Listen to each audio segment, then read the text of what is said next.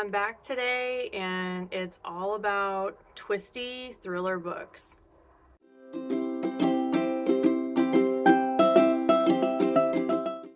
Hi, hello, and welcome back to my channel. My name is Alex, and today we're talking about books that have really great plot twists.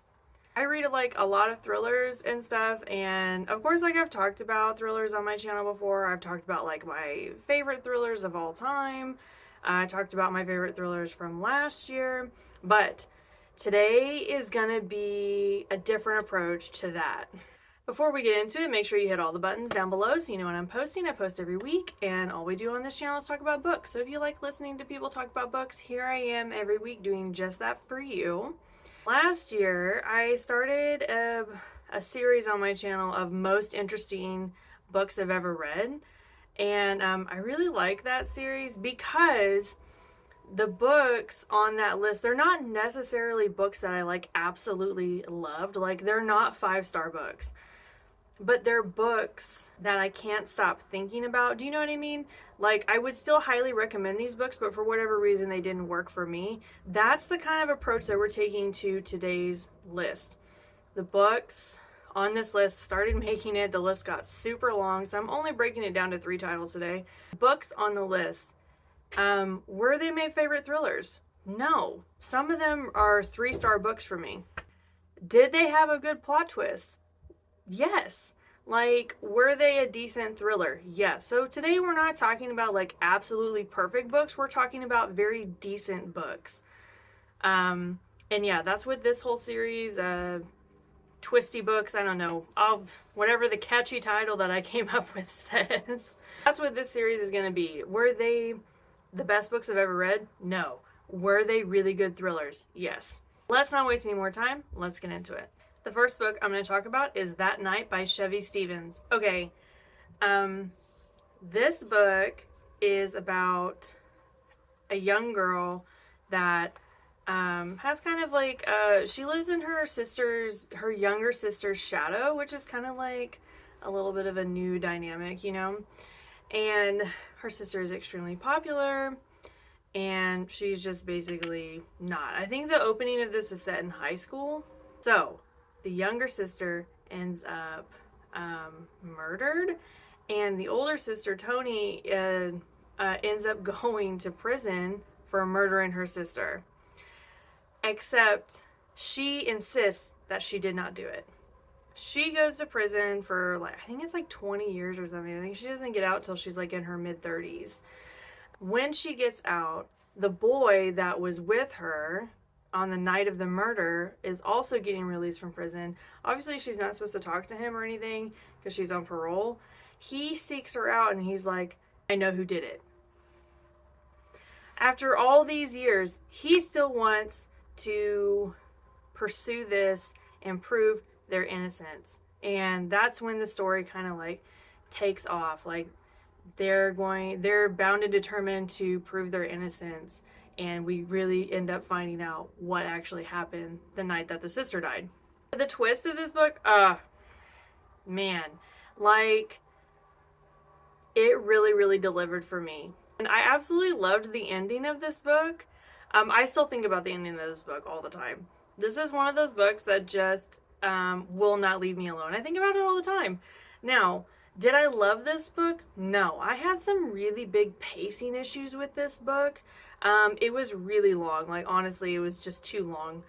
And I did get kind of bored with it after a little while. Like, I really just wanted to get to the pinnacle of the book, and it kind of took me a while to get there. People have described this as a mix of Orange is the New Black with Pretty Little Liars, and I have to say, like, that's a really accurate description. So if you like either of those things, I think this book would really work for you. The next book I'm going to talk about is The Hunting Party by Lucy Foley. I'm pretty sure I've talked about this book on my channel before. If I have, like, I'm going to put it in the cards, and you can go watch whatever episode that was from. Premise: a group of friends that have been friends since college, like, they're all grown up and like have families and stuff, but they get together every year to go on a holiday together to reconnect and like relive the good old days or whatever. So they decide to go to this hunting lodge over Christmas, New Year's, and it's obviously like a secluded cabin, snowstorm, that kind of dynamic. Well, the most popular of the group ends up dead, like almost immediately after they get there. And so it basically breaks down to a whodunit thriller mystery type book. I was not prepared for the twist at the end of this book. Like, there was nothing that could have prepared me for that because it was so good. Right out of left field. Could have never predicted it. Lucy Foley really got me. I think that if you like Ruth Ware, you would like Lucy Foley. Of course, I really like Ruth Ware's book, so I do want to read more Lucy Foley because I did really enjoy this book. Was this book perfect? There was like too many red herrings for me in this book. That really frustrates me. Like maybe one or two, like I'm good, but this one felt just full of them. You know, like she was just really trying to push the misdirect, which that's a subjectivity issue. So it was, for me, it didn't work, but I know for a lot of people that would really work, and it makes the book like uber exciting. Also, when we got to the end of the book, yes, the twist was dynamic and amazing, but the ending didn't deliver quite for me. Like, there were still some issues that I was wanting wrapped up that didn't get addressed. So was this a good thriller? Yes. Was it perfect? No. But I still really enjoyed it. The next book I'm going to talk about is Jar of Hearts by Jennifer Hillier. Okay. When I first read this book, I didn't like it. But I read this book in 2019, and I still constantly think about it. So, like, do with that information what you will. So this sort of has the same feel to it that Night by Chevy Stevens does, because we're dealing with an adolescent crime that manifests into adulthood. So let's talk about it. We have 3 people that were all friends together. Sorry, like, names not happening today. Wait, 2 friends go out 16, 17, and one of them disappears. Don't know what happened to her, and yeah, she just like goes missing. The friend that does not go missing, Gio, is like 16, 17 at the time. Heartbroken, they're best friends, don't know what happened, it's a mystery, right? Flash forward like 17 years, she now has like a very successful job, she's a very important person, and the friend's body gets found right behind her house. She gets put in prison for murdering her best friend with her boyfriend at the time, and her boyfriend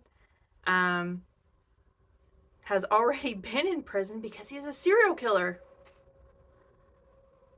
So she goes to prison, and then she gets out of prison, and that's kind of where the story takes off, and we start to unravel the tangled web of this story to find out what happened and how Gio fits into it, which is, you know, the girl that ended up going to prison, what actually happened to the friend that got murdered, and how the boyfriend fits into all of it, and we sort of get some of his serial killer story in there too.